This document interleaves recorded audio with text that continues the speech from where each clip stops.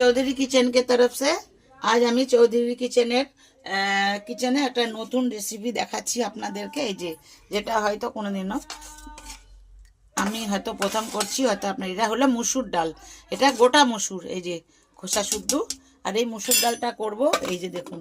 তার জন্য এই যে পেঁয়াজ, কাঁচা লঙ্কা, টমেটো, এখানে আদা রসুন থেতলে রেখেছি, এই ধনে গুঁড়ো, জিরে গুঁড়ো, লঙ্কা গুঁড়ো, এটা কিচেন কিং, আর এটা কস্তুরি মেথি, তার জন্য যে ফোড়ন দেওয়ার জন্য একটু আর এত কিছুই লাগে। মশলা অল্প অল্প দিয়েছি, কেন ডালটাই একদম অল্প না, এই জন্য। এই যে ধনে পাতা সব। এবারে আমি কড়াইটা গরম হয়ে গেছে, এবারে দিচ্ছি আমি তেল। এবারে দিব তেজপাতা আর শুকনো লঙ্কা। এবারে দিব জিরা। এবারে দিব পেঁয়াজ। কাঁচা পেঁয়াজ খেয়ে নেওয়া বেশি হয়ে গেলে।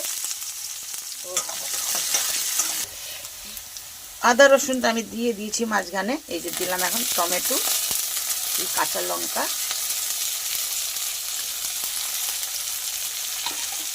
লঙ্কাটা মনে হচ্ছে বেশি অল্প করেছি তো, বুঝতে পারছি না আমি ঠিক আন্দাজ। এখন তবে কোনো ব্যাপার না, না ঝাল ঝুলে কি সুন্দর আছে। এবারে দিলাম এই যে স্বাদ নুন।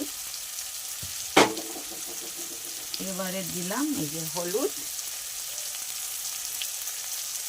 এবারে বাকি মশলাগুলো সব দিয়ে দেবো। কস্তুরি মেথি যা ছিল সব দিয়ে দিলাম। একটা আলুও পড়ে গেছে।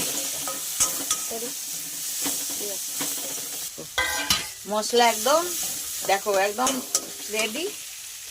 দেখো এখন এই দিব ডালটা।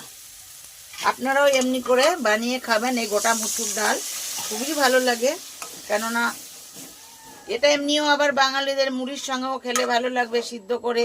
তবে আমরা তো এরকম করে ডাল ফ্রাই বলে এটাকে, আমরা দিল্লিতে এরকম করে খাই। এবারে ফুটে গেলে নামিয়ে নিব। थोड़ा सा काला तो लगे, কালো তো লাগবে, এখানে এটা ছিলকাওয়ালা মুসুর না।